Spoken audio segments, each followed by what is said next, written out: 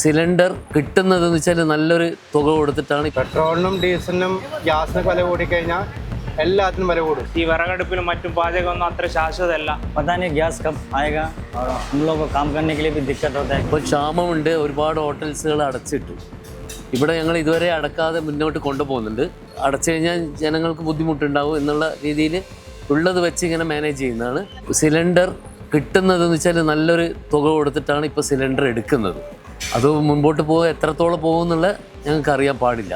നമുക്ക് മെയിനായിട്ട് വരുന്നത് ഈ ഷവർമ, ഷവായി, ചൈനീസ് ഇങ്ങനെയുള്ള ഐറ്റംസ് ആണ്. പക്ഷേ ഇപ്പോഴത്തെ ഗ്യാസിൻ്റെ ലഭ്യത കുറവുകൊണ്ട് നമുക്കിപ്പോൾ കട മുന്നോട്ട് കൊണ്ടുപോകാൻ പറ്റാത്തൊരു ചുറ്റുപാടിലാണ് പോകുന്നത്. ഇപ്പം തന്നെ നമ്മൾ മെനു ഒക്കെ ചുരുക്കി ഈ ബിരിയാണി, മന്തി, വിറകടുപ്പിൽ പാചകം ചെയ്യാൻ പറ്റുന്ന ബിരിയാണി, മന്തി, പിന്നെ അതേപോലെ ചാർക്കോളിൽ ചെയ്യാൻ പറ്റുന്ന അൽഫാം, ഇങ്ങനെയുള്ള കാര്യങ്ങളാക്കി ഇപ്പോൾ മെനു ചുരുക്കിക്കൊണ്ടിരിക്കുകയാണ്.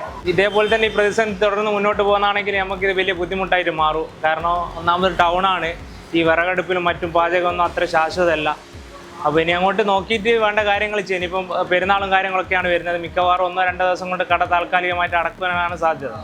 आज हमारे होटल में जो है गैस नहीं होने के कारण होटल बहुत परेशानी में चल रहा है. आज हम लोग काम करने के लिए भी बहुत मुश्किल हो रहा है और पता नहीं गैस कब आएगा और हम लोग को काम करने के लिए भी दिक्कत होता है क्योंकि हम लोग बंगाल से आए हैं इस केरला में काम करने के लिए. तो यहाँ भी यही हाल है और बंगाल में भी वही हाल है क्योंकि यहाँ पे गैस नहीं होने की वजह से होटल में आज हम लोग को काम करने के लिए बहुत दिक्कत हो रहा है. देखते हैं क्या होता है, गैस कब तक आते हैं. और हम तो सोचते हैं कि हमारा होटल चले, हम लोग को 2 पैसा हम लोग कमाने के लिए आए हैं. ഞങ്ങൾക്ക് 8 ബ്രാഞ്ചുണ്ട്. 8 ബ്രാഞ്ചിലും വിറകാണ് കത്തിക്കുന്നത്.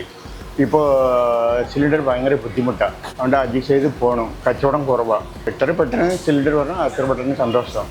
പെട്രോളിനും ഡീസലിനും ഗ്യാസിനും വില കൂടിക്കഴിഞ്ഞാൽ എല്ലാത്തിനും വില കൂടും. ഉപ്പോട്ട് കർപ്പൂരം എല്ലാത്തിനും വില കൂടും. പിന്നെ വീട്ടിൽ ഗ്യാസ് ഇല്ലെങ്കിൽ എല്ലാ കാര്യങ്ങളും ബുദ്ധിമുട്ടും എല്ലാ കാര്യം കുറഞ്ഞു പോകും. പിന്നെ മറ്റുള്ളവർക്കും ജീവിക്കാൻ ബുദ്ധിമുട്ടായിരിക്കും. പെട്രോൾ ഡീസൽ ഇല്ലെങ്കിൽ ഹോട്ടൽ തുറക്കണില്ല, ഹോട്ടലെല്ലാം അടച്ചു കൂട്ടിയിരിക്കുകയാണ്. പിന്നെ എല്ലാവർക്കും ജീവിക്കാൻ ബുദ്ധിമുട്ടായിരിക്കും. ഗ്യാസിനും പെട്രോളിനും ഡീസലിനൊക്കെ വില കൂടിക്കഴിഞ്ഞാൽ എല്ലാത്തിനും വില കൂടും.